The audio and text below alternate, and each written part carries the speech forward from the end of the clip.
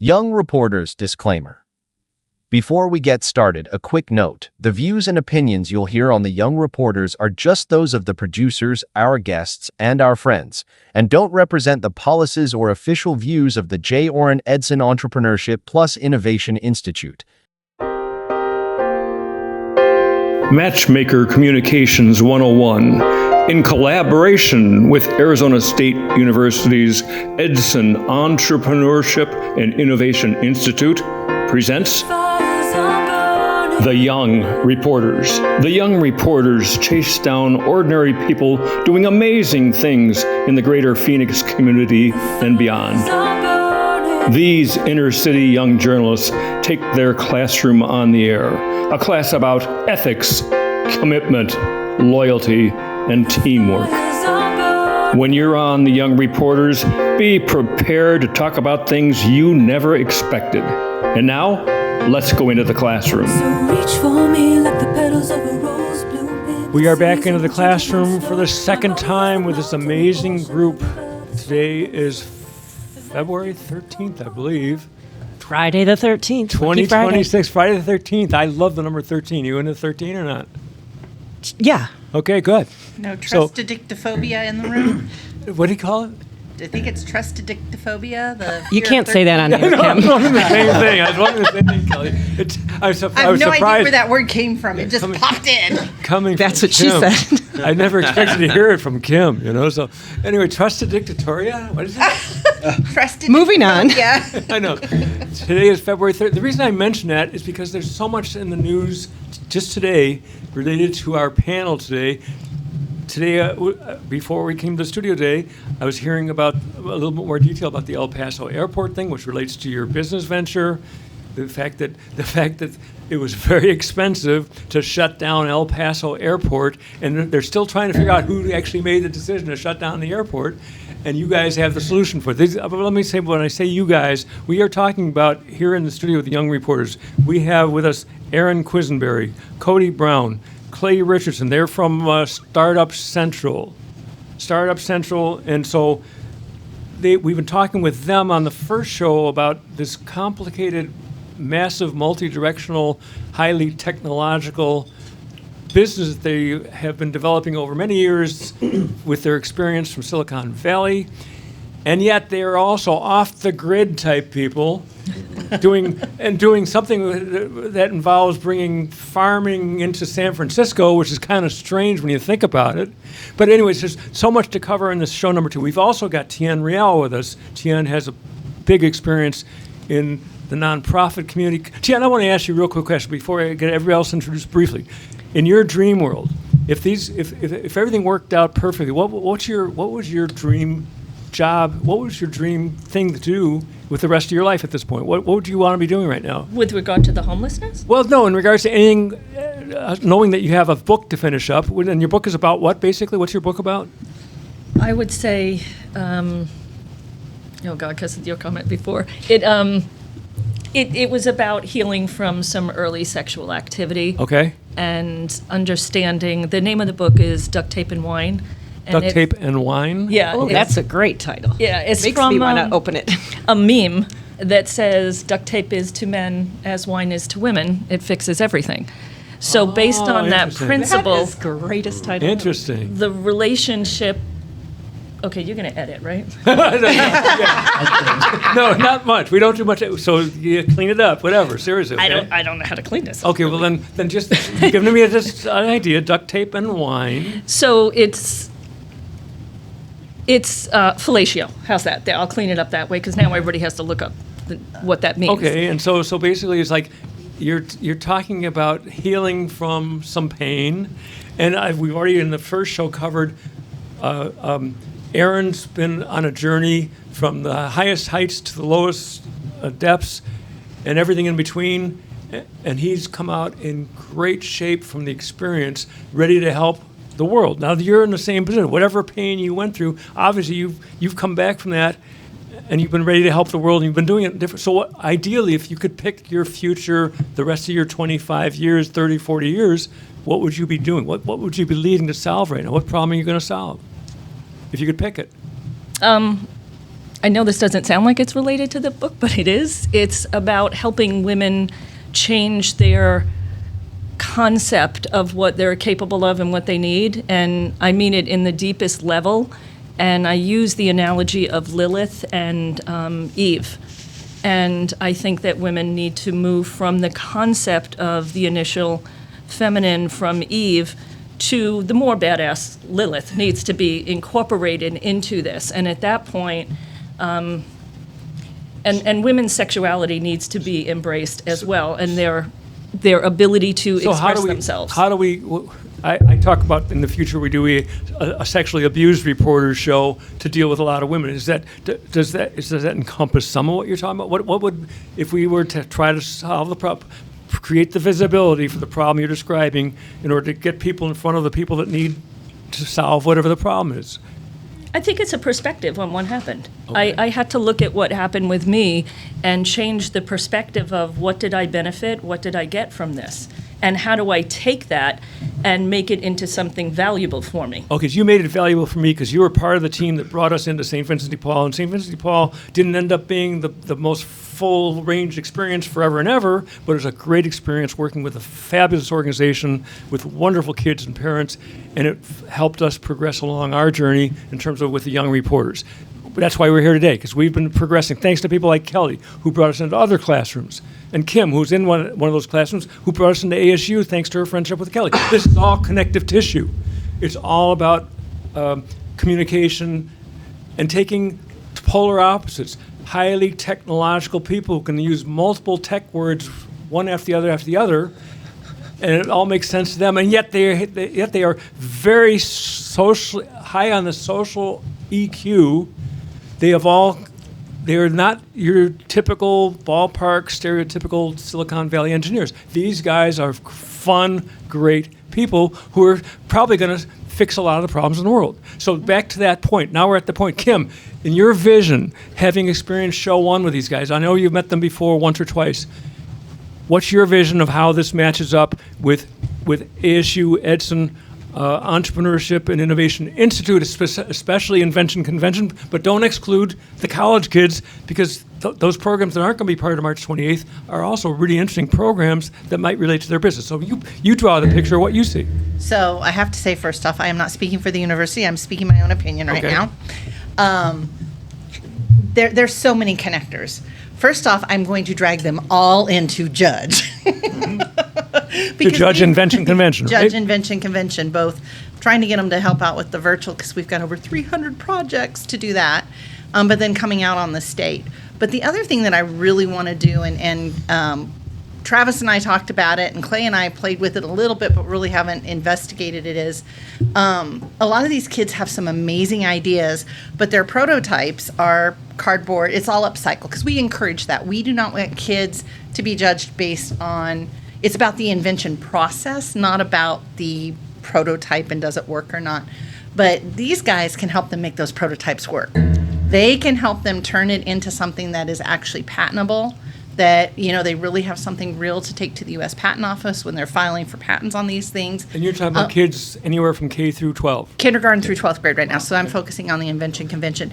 But the other thing is that I really want to see, so Invention Convention, Connecticut has done some great research, and one of the things that they found out is that the kids that really seem to excel in invention education are kids who are neurodiverse, so they could walk right into Startup Central and be right at home. They were not on the gifted scale, and in fact had spent a lot of time being written up for being incorrigible and problem children and distracted and all these other things.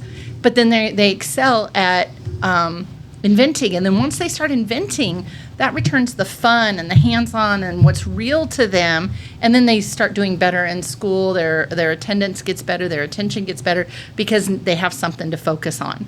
So I was going around on where did my rabbit trail go? It took off on me. But having these guys that have been there and done that, and they didn't have the supports of anything Invention Convention, to be able to talk to these kids and say, look, your ideas matter. What you're doing is important. Even if what you came up with that you thought was an invention already does exist, you're thinking. You're at least thinking.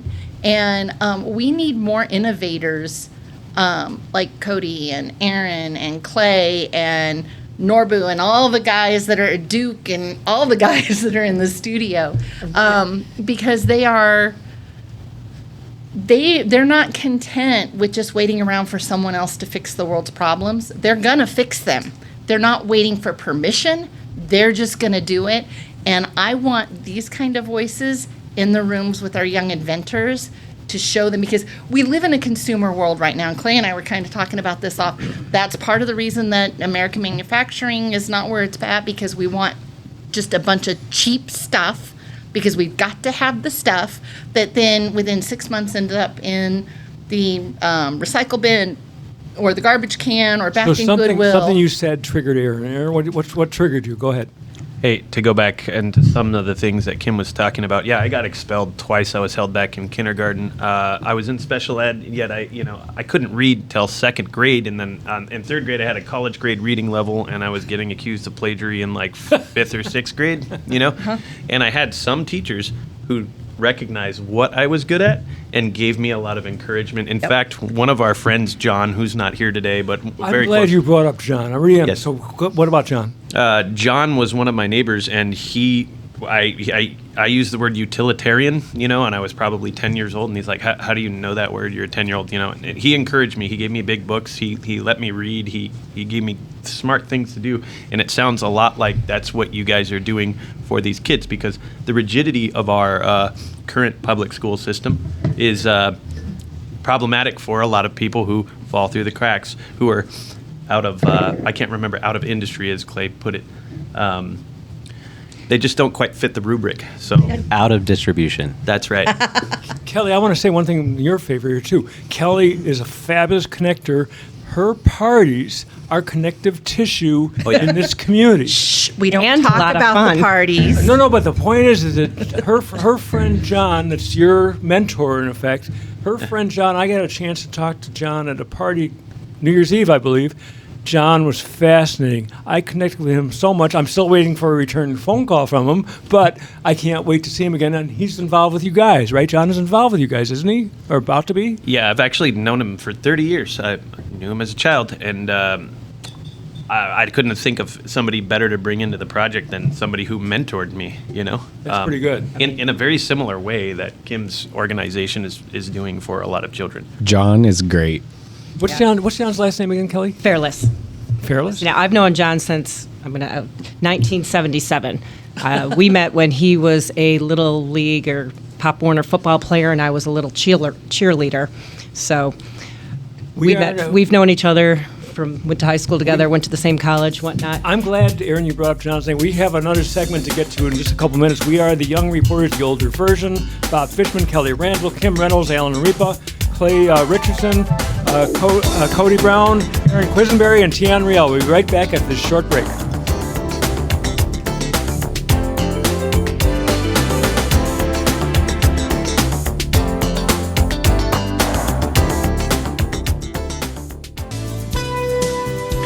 I'm Aaron Quisenberry with Startup Central, and I actually have a question for everyone at this table. We can order it in random order, or we can go one by one. What is your very first memory? Who's got a first memory? They want to talk about it. My first memory is I got a brand new red bicycle, training wheels and all. And I was so excited about it. I was riding it all around my neighborhood. And I went to my girlfriend's house, and she had a pool, so we decided to go swimming. And I walked home, and I walked out the door, and my bike was gone. And I'm frantically crying that my brand new bike was gone, and then realized I just had left it at my girlfriend's house I went swimming at. So after I had everyone scouring the neighborhood. But Anybody else for the first memory? that's my first. Go ahead. Alan Ripa. Alan Ripa, you haven't heard from much of the show, so go ahead. No, you guys put me in the corner and forgot about me. That's right. No, I very clearly, like it was yesterday, and it could have been, but I was maybe one or two, whatever, but I was in the living room, and my mom had put on the Blue Danube Waltz, and I remember listening to that, looking at the record going around in circles, and it was like... You remember that? Oh, that was like yesterday. How old do you think you were? one. Wow. Oh, wow. You can Wow. remember that? You really can remember that? It's like, it's a exact, I can see it. Any other first memories from people? Oh yeah, I've got one, Go but ahead, Kim. but first, we do want to recognize Alan's latest award. He's a Olympic gold medalist now. In the electric was that him on marimba. Oh, The electric marimba. The thought that was him on the was that- bobsled. Was that a bronze, silver, or gold? It was a gold. Oh, He's a an gold. Olympic Wow. gold medalist in the Wow. electric marimba. And I thought it was up for the what was it? The Peace Prize for the marimba. Not yet. Not yet. No, that's Yeah. next Yeah. year. Oh, I we haven't see. got to that All cycle right. yet. Any other first memories? Yeah, I got one. Yeah. Yeah. 18 months old. It was Christmas. I lived in England, and my grandfather was sending all the cards underneath the door, and it was freezing, like it always is in England. And I would jump out of bed in my onesie and pick up the card, jump on my bed, and open it up. And then he'd wait and then send another one, and I'd jump and do it. So that was a nice memory of my grandfather. Any other quick first memories? Alan, you already had a first memory. I know, but I just wanted to add a little sub point. Okay. It's interesting that was when my first memory was, and then this album I just recorded was all fully orchestrated. So it's like I carried that sound of the okay. orchestra into this project. So where, music was always a trigger for you or something? Yeah, but the sound of an orchestra. Anybody else with their first spontaneous memory? Yes, I think I was barely just started walking, and I was playing with a soccer ball in the doorway of my room. And I remember my parents asking me to clean my room. And I was refusing to clean my room because I wanted to continue playing with the soccer ball. See, and I thought I was young with mine. My mom told me I was about 4. I remember being at a funeral in Arkansas for a family member, and my mom and dad were standing in the back of the church talking, and I went running up the aisle to go look in the coffin. I remember that. And then I remember being at somebody's house. We all went to somebody's house, and we were sitting on the front porch and shelling pecans and eating pecans on this front porch. And I told this to my mom, and she's like, "How do you remember that? You were like 4." I said, Okay, so Cody, anything from you? No. That's okay. That's okay.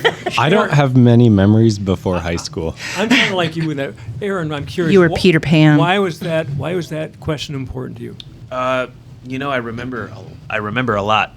So I think my first memory was just having words in my head that I knew what the words were, but my vocal cords hadn't formed the way that you can use them. I was that young. So you were stuck inside yourself with a... trying to communicate, but doing it by but it was trying to come out, and I remember that, like, from that period of life, So Wow. I don't know. I want to go back. Oh, go ahead. You got one? You got No, a first go ahead. one? Yeah, go ahead. No, go ahead. Seriously, you got a first I was one? just, I was going to bring it back around to Startup Central. Right. I've had a lot of great conversations with many of the gentlemen working with Startup Central.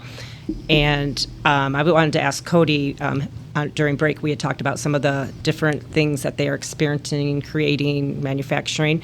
Cody, can you share a couple of the ideas, things that you guys are working on? Without Yeah. giving away trade secrets? No. Okay. You must be talking about the robotic bartender. I am. Yeah, this is a fun project that I've been working on for a while. A robotic bartender. Yeah, so it's about the size of a person, and it goes back and forth, up and down, rotates, and has 2 industrial robotic arms on it. And it's being installed in the basement of a house here in Arizona. But it's essentially going to use a bar like any human would. And it's kind of just been a fun project, super high tech, and yeah, I mean, it's been kind of an ongoing thing. We're going to install it in a few days. So Does Kelly, it- you so- obviously love that because you throw a lot of parties. Wait a minute, does it look like the bartender from the movie Passengers? No, that's what I was going to say. Describe what the bartender looks like. Well, it's got a scuba helmet and then sort of a retro LED face, and it's wearing a jersey, a Bruins jersey. Like the old copper scuba divers with the cage front, like Yep, the yep. old ones. It's amazing. Yeah, the whole bar is a steampunk theme, and it's next to a large fish tank.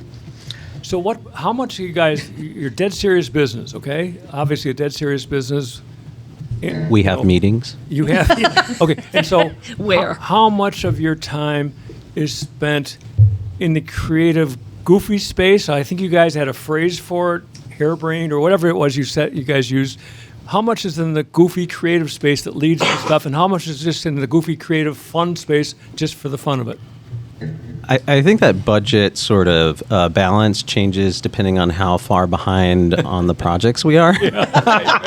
Right. 100% of our time goes to both of those. Right, yeah. It's a 200% effort kind of thing. I was going to say the same. Somehow we're able to maintain both at the same time.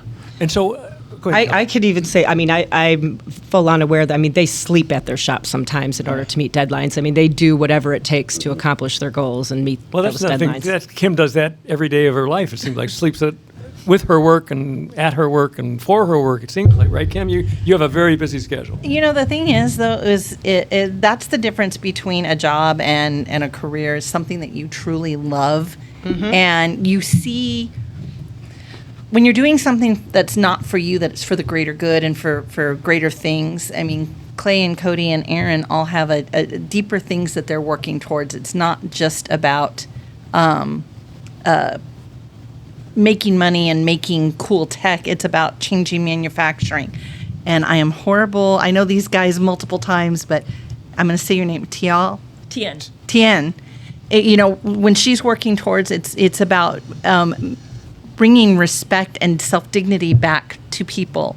When you're working for something that's bigger than you, it makes a difference, and you forget the hours that you're working. I wanted to go back, though. Aaron said something when he talked about the rigidity in our education system, because that's one of the challenges that we have. Everybody, I promise, Alan, I'm not going in my deep dark hole again. I am not going there. Yes. But everybody wants to tell teachers how to do their jobs, and everybody wants to be able to report out on teachers, and that's where we have standardized testing. And it sucked the joy out of education. It has taken everything away from the kids. Invention convention. Aaron talked about it, how he, the ways he was held back in schools and couldn't, obviously a flippin' genius, but our school systems don't support that. I'm all about building systems and giving kids access. And so, Kim, you're part of the solution. So where do you go to make the difference then? How do you take your platform and actually move the action forward to make the difference? You know what? So everything is driven by money. Until government stop basing funding for schools on test scores, and until parents start standing up and saying, you know what, I don't care what the test scores are. I want to see what my kids actually are enjoying learning. They actually want to be in school, and they're actually building skills. We're sitting here with Silicon Valley people, okay? Mm-hmm. They have access to all the money in the world. Mm-hmm. What's your dream from Silicon Valley? If we did from our dream from Silicon Valley, everything would be based from kindergarten on. Kids would have real-world projects, things they want to solve, and they learn the math, the reading, the writing, and everything around solving problems, that creativity, that working, that collaboration. There's a place in Connecticut that does that. It's a high school or junior high school to high school, and what happens is, what's your interest? Let's say it's automotive. Mm-hmm. They understand that you have to learn how to read, you have to do math. We have to go to a break right now, but we can come back right after the short break to this great conversation we're having. We are the older version Young Reporters. Aaron, you triggered us with an opening question. Thank you for that. You had the guts to do it. We'll be right back after this short break. Stay with us. So that's what they do. You go in and you determine.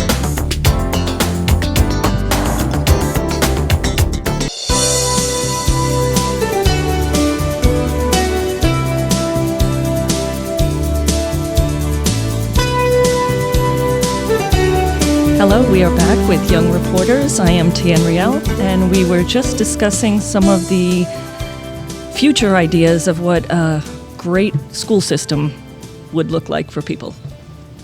And so my question, and I'm going to go with Erin's idea of everybody, what was your best and worst experience in school? Great question. Kim? Well, my best experience was in fourth grade because I had a dual classroom with Mrs. Lentz and Mrs. Jordan, and everything was hands-on learning. Ellen, absolutely everything. Ellen, we know what her worst experience is, right? Oh, that's as a teacher, not. That was as a teacher. I'm talking as a student. Oh, okay. You want me to start in on that? we don't want to go to that dark spot again. My worst experience, and it didn't have anything, and I'm not gonna say his name to protect the innocent, but it was my 6th grade teacher, and it was sit and get and lecture, and that was the class I got in the trouble the most. But it's also when I learned to code, because I would drive my teacher insane because I'd finished my work. It was all worksheets. It was all questions. It was just boring. And then, so I get bored and I'm like, okay, so with my friends, and we're talking, and Clay and I would just be disrupting the classroom. And he'd say, Kim, go over to Mrs. Palmer's room, the Sage room. And I'd go over there, and she's got another class going on, and she's like, here's the book, go on the we had a brand new Apple IIe computer, and she gave me a book on basics. So I'd go into literally a closet and code by myself all day long. Okay. And I mean, I learned how to code, but it was a horrible learning experience. So quickly, for anybody else at the table, a real quick positive or negative education experience for anybody else at the table? I have mine, and I'm still in therapy for it. So I grew up here in Scottsdale, in town of Paradise Valley. We moved there first, but the schools I went to were Cocopah, Saguaro, and Chaparral. And back in those days, Cocopah and Saguaro, especially Saguaro, was real big on SWATs, getting SWATs. And so I see where this is going. I was in 7th grade and 8th grade at Cocopah, and I kept getting sent to the office because I was the comedian. Surprise, right? And they we're going to get a paddle in the studio. Just to remind Alan. Tried to smack it out of me. Send me to the office, and the principal would say, Alan, what is it this time? And I said, well, I told a joke about Ajax. And he talked to me, and then he'd say, okay, bend over, grab your ankles. And I got 10 swats for being funny. So I went through Cocopah, and then we were really terrified of Saguaro, because Saguaro were even more so. They had paddles, and those paddles, they drilled holes in them so they could go faster, and they'd lift you up off the ground when they'd hit you. That sounds sadistic. I mean, that's just sadistic. And so I went through freshman. That's how I graduated. Freshman was SWATs. I got the most. Anybody else with a real quick good or bad education story? I feel like the best was sitting in math class and programming in my graphing calculator what the math teachers were teaching us, such that I would ace the test with not showing any of my work. For the math teacher, would be very nonplussed about that. And then I guess the best and worst is sort of like a bittersweet. I was arrested in, I think, sophomore year of high school for hacking the school's network. But that was actually the second time that I had done it. You were arrested in school? In school, they fingerprinted me and put me through the whole court proceeding and everything. I had to do a first offenders program and watch videos on why vandalism is bad and no shoplifting.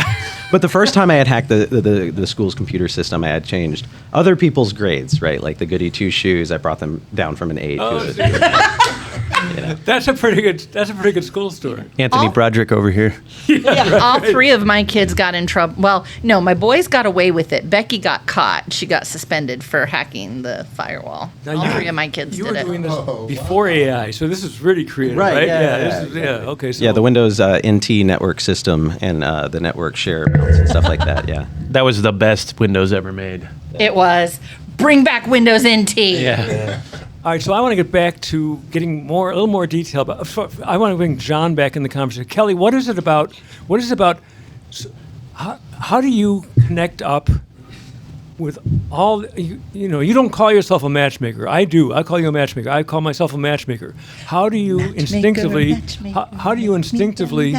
Instinctively, we can break into song any moment in the show too. By the way, how do you instinctively gather a group, and then throw a party around the groups that you gather up? You are like a cult leader of some sort. Oh, that's not good. As head of the cult, I sit down at night around my dinner table with my husband, and we think, who could we put in the same room and watch it fly? They really do, I think. No, my husband and I surround ourselves. We have some just wonderful, wonderful friends that we have made. We're making every day. I mean, my husband works. Our company, we work out of Hollywood, so we have a lot of Hollywood influence. And then here in Arizona, I mean, it's something as funny as we joined the Elks Club at the bottom of our our street just because you could, drink cheap there. I mean, and we've made some really good friends there. And, through various organizations, we have bought a house that's kind of a very easy to have a party at house, as most people in this room know. And it's just the personalities of the people that we interact with, and we bring them together and watch the magic happen between. It seems like your Grand Rapids background or something, whatever it was, Michigan or wherever it was, where are you from? Dearborn. It seems like you gathered a really interesting group from back when. I'm still friends with many of the people I graduated with. I mean, and that they have moved wherever they've moved, but they bring something to your package. And so matter of fact, we're all going to Costa Rica, and all my high school friends and their husbands and counterparts, we're all going to Costa Rica in 2 months. I think Aaron wants to go. I think. So anyway, John comes into this mix. So your New Year's Eve party. I'm talking to John, who I just learned the last name. I can't remember it. Fearless. Okay, and I'm talking to John. And I'm talking to your stepfather, Jerry, and I'm having the most amazing conversations with these two people. And then John, was it John that connected you up with these guys, or what? How did you get connected? Yes. Up to? Okay, yes. So John's obviously a very good connector. But the thing, Bob, about Kelly's parties that I have figured out, and the people, number one, the people that they bring to their table are all innovators, creators, problem solvers. They are not complainers. They don't sit around and whine. And when you go to their parties, nobody's talking about people. Everybody's talking about ideas, experiences, solutions, fun. You might have hit the nail on the head there, because most of the people, we surround ourselves with successful people. Exactly. And successful people tend not to be whiners, complainers. They are the problem solvers. They are the ones that go after it. So, But those Alan, you should come by sometime. Those successful people seem to also have a heart for giving a hand up to other people who aren't successful and yet. if you would have looked at our party, our Super Bowl party, and many of the people in this room were at my Super Bowl party. I mean, there was an age range of people at our parties. We don't look at people. We had an as a number. 18-month-old there. Is she? 16 months. 16 months up into, I believe, the oldest one was 91 years old. Yeah. And I couldn't even tell you the names of the teams that were playing because we were so enraptured with each other's company and each other's ideas. You didn't miss much in the game. No.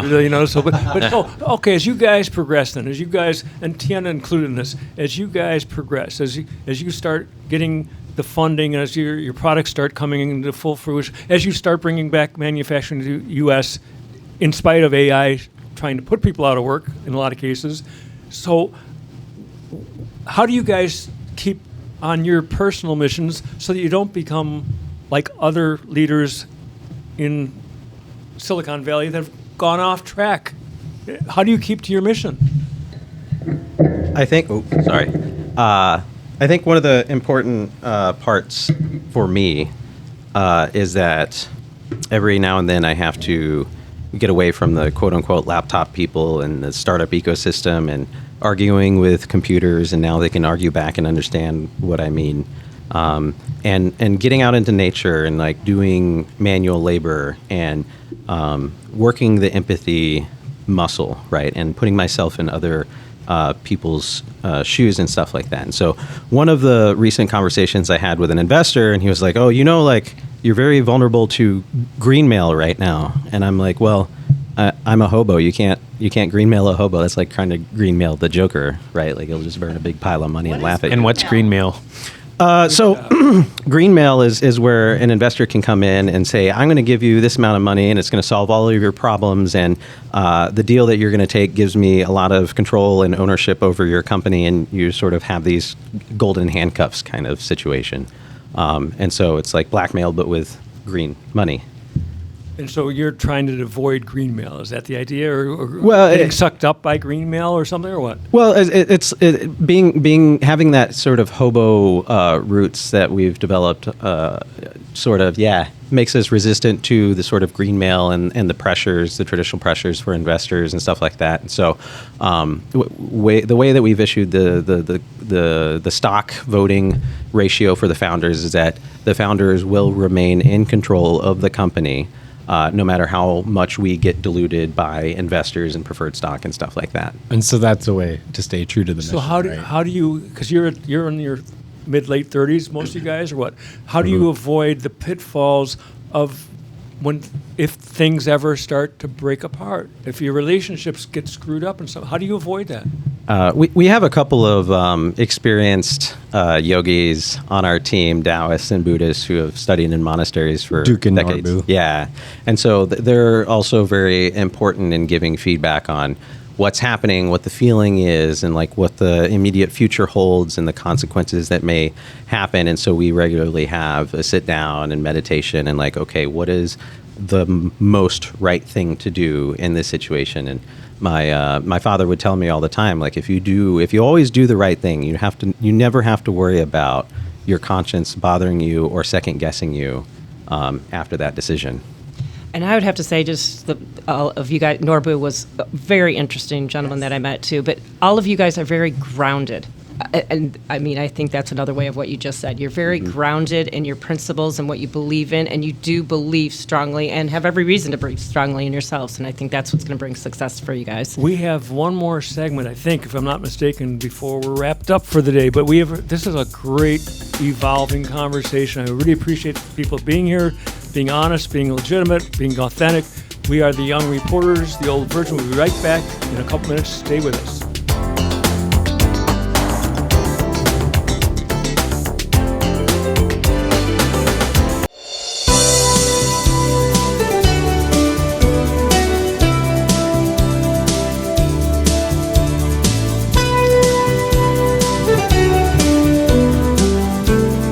Howdy, y'all. This is the Young Reporters, but the Retro Remix, and we are here with Cody Brown, maybe the youngest reporter.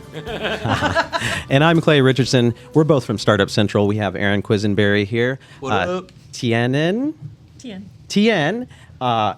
Bob, Kelly, Kim, and Alan. Paul. Alan.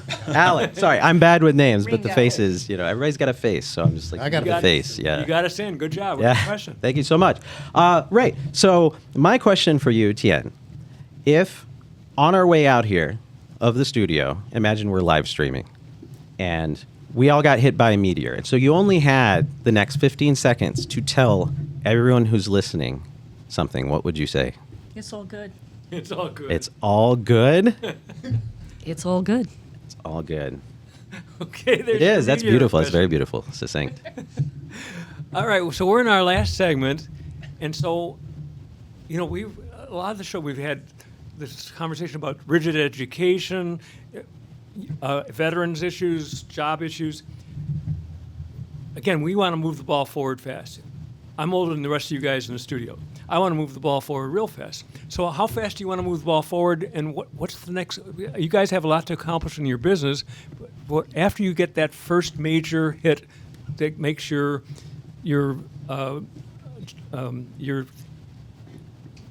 Take it drone thing Right. being used by the airports and the military or whatever to detect whatever. After you've done that and you can breathe a little bit, what's next? What's especially when it comes to the other side of you guys, the personal, the emotional, the philosophical side of you. What's next for you guys? Okay. Right. And I think to counter that point, what's important to keep in mind when you're running both a sprint and a marathon is to breathe constantly the whole time. And so that's sort of the exercise here that we have. And once we get one of the first deals that we have done, I like to imagine, I've refined my pitch that we are the Yamaha, Honeywell, 3M of startups. So we do a lot of different things. We have a bunch of different deals in flight. And one thing that I'm really excited to push forward, which will rapidly push the ball forward in terms of reindustrializing America and making America manufacture again, is my very talented co-founder here and mechanical engineer extraordinaire, Cody, had put together a custom CNC machine for one of the startups that we have. What is a CNC machine? Computer numerically controlled machine. And this specific machine mills carbon fiber plates into parts for one of the startups that we're accelerating through our space, Skyborne Aero. And so he put this together in about a week from spare parts he had laying around, which takes companies years to do and bring to market. And so our approach with our custom CNC machines is that we are going to open source the machines, the part list, all the custom things for that. So anybody can download the bill of materials, the designs, put it together themselves, or if they want to save time, they can order the kit from us, either in pieces or assembled. And that is the first custom CNC machine that we are going to push out there as a product and go into fabrication and machining operations and give them a lease to own option directly from the manufacturer with white glove support and stuff like that. Because typically companies have to buy these wholesale and get third-party financing. And so who's the likely early customers for that? Who is it? Small business? Is it a larger business? Yeah, it's startups that are cutting things out of carbon fiber, small businesses that are making knickknacks or car parts, things like that. Okay. Can I'm going to, here I come back to the layman terms because these guys are brilliant. I was explained this product, and please correct me if I'm wrong, but back in the day, nobody had internet. Then every house is built with internet connection. Right. The CNC machine might be something in futuristic house buildings where if the plate on your light switch cracks, what do? We run down to Home Depot and we buy another thing. If you had, back in the day, computer in every home, everyone thought they were crazy. But a CNC machine in every home, when these simple products break, you could create one yourself because you have a library of architecture, products, layouts. Yeah. So, I break the plate on my light switch, I can just dee-doo-doo-doo-doo. Yeah, a 3D printer is actually a CNC machine, believe it or not. I was wondering if 3D printer fell in the category. Right, exactly. And you've seen the explosion of creativity and industry that has happened from, lowering the cost of these 3D printers, and that's the next machine that we have planned is a 5 foot by 5 foot by 5 foot volume, large industrial format 3D printer that we have, I think, 50% of the raw materials and parts for, and we're going to put that together and open source that and enter that into industry machine market as well. Let me. Oh, sorry. Go ahead. It's just part of our larger plan to bring manufacturing back to the United States to participate in that that movement. So part of that issue, again, today's news. I was watching one of the business channels before we came here today. There's concern on the business channels, the Fox Business, the CNBC Business Channel. There's concern that all the AI, there seems to be a split world on this, that AI is either going to create all these new categories of jobs or it's going to wipe out jobs, and it's kind of a race as to which is going to happen first. Do you guys have an opinion on we're seeing a pattern right now in this transitionary period where AI is not directly replacing people's jobs, but it's replacing it's people who don't know how to use AI for their job getting replaced by people who do know how to use AI for their job. It's essentially just being able to do the same thing faster. But also I'm hearing, though, that the robotics part of it, there are people, there are the people who are running the biggest business, the Amazon stuff, they have a vision. They know they can eliminate a ton of workforce with robots. They know that. Kim, you got an opinion on the robot part, right? Who's going to build the robots? Here's actually that's why the we thing, built though. the robots. This is why robots and AI are actually a good thing, because we as humans are doing things that if we can be replaced by a robot, then it's not a human action.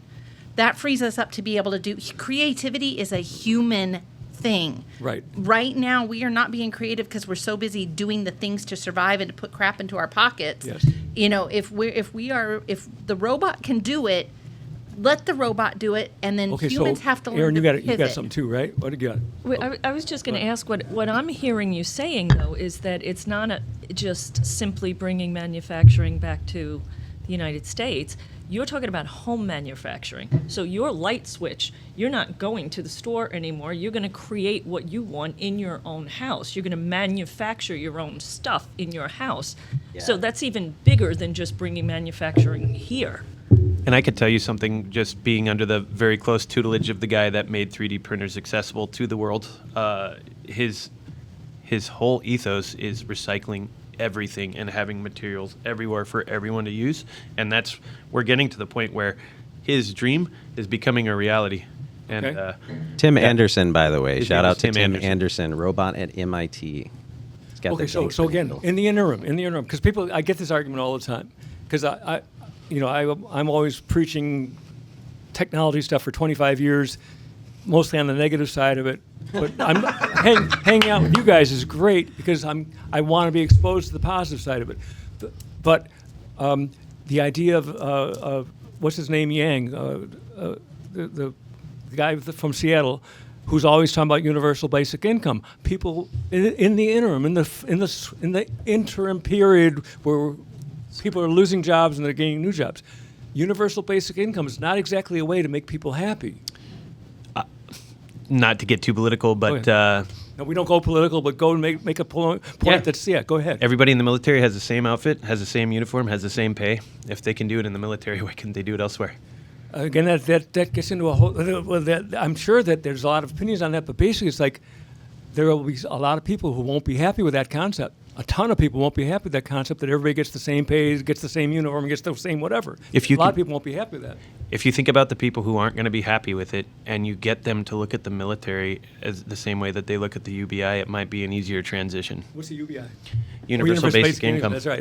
Right, and if you don't like the highly structured fallback foundation of that sort of structure, then you can learn skills outside of the distribution of that, and then I'll give you a counterpoint. We only have 2 minutes left. We're going to do this again, okay? This is not our last time together, believe me. So, the lady who's been running the homeless campus downtown off and on for years and years, one of the founders, one of the go-to person. She's also in the Federal Reserve System. She's a wonderful lady, and we're talking about a minor chunk of money that she feels would be a really good way to fix homelessness if we wanted to attack it right. She could probably pull it off. But there's dealing with, and you've lived in the homeless community, you know this, there are some people who probably are not able to use their creativity to make a living. And so there's going to be this transition period where people are still going to be on the streets. They're still going to be at the mercy of circumstances. I hate to end this with like a speech thing, but do you guys have any easy answer for that? Well, I will say that like one of the reasons I know that many people are still on the street is because when you go into a rehabilitation program, they train you to be, like a concierge and no offense to people who are concierges, those are important jobs, but people who deal with the thrill of the street can't just go and bag paper. They can. You've answered your own question in a way where you said some people will not be comfortable in a uniform or doing. So that's you just answered your own question in a way, which I love your answer. I really do. It's you guys are amazing. Tian, you got one last comment? Yeah, I just want to say that from my experience, and I spent about 14 years in the homeless community. 10 seconds. Political will. And that covers a lot of ground, doesn't it? It covers a lot of ground. And right now, we, as the doers of the world, we have to overcome a lot of issues from so-called leaders of the world. I don't mean to be political, and I'm not going to be, but you guys are doing amazing stuff. Kelly, thank you for bringing these guests in the studios. Thank you so much. Thank y'all so much. Kim, same thing with you. Your ASU Edson Foundation is a connector for all this stuff. Alan, thank you for all your tech work. Tian, you're trying to connect us up in the community to solve problems. Thank you all. Great time with you guys. This will happen again. You can just do things. Yeah.